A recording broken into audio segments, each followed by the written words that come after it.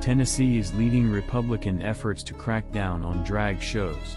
Tennessee's lawmakers approved a bill Thursday that would limit groping in public or in front of children, leading the state's Republican efforts to restrict gambling in at least 15 states in recent months. More than 20 bills nationwide are a backlash against modern attraction, which grew out of underground performance art flourishing in lesbian, gay, bisexual and transgender venues that uses costumes and makeup to play with gender norms and play mainstream entertainment. In part due to the popularity of the television show RuPaul's Drag Race. Activists and civil rights groups condemned the proposed tolling ordinances, saying they were unconstitutional, unnecessary under existing obscenity laws and would lead to more harassment and violence against gay and transgender people.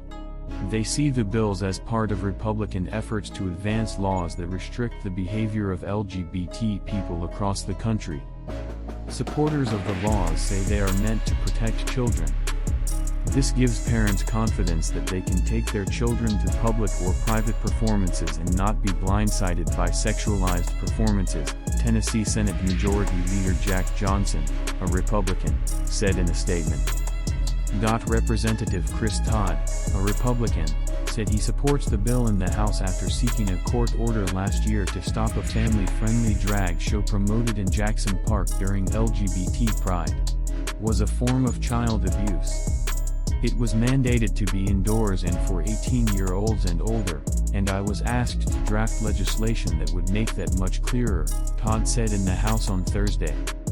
This month, Johnson and his Senate colleagues passed legislation that would criminalize adult cabaret entertainment in a public place or where children can see it, although it would still be allowed in age-restricted venues.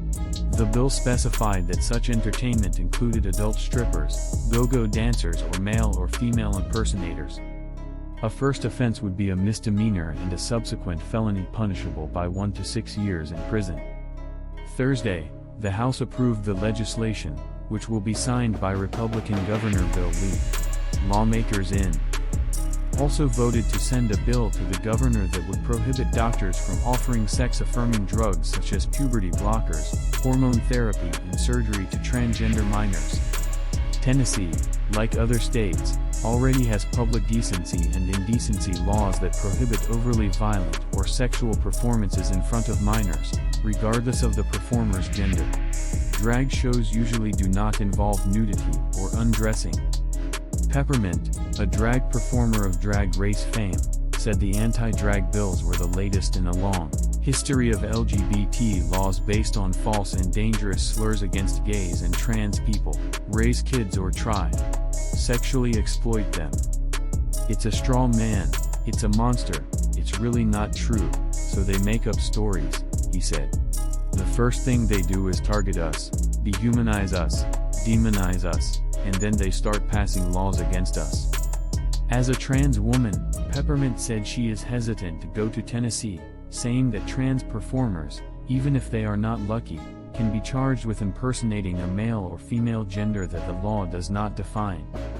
In recent years, the contribution has become more and more visible.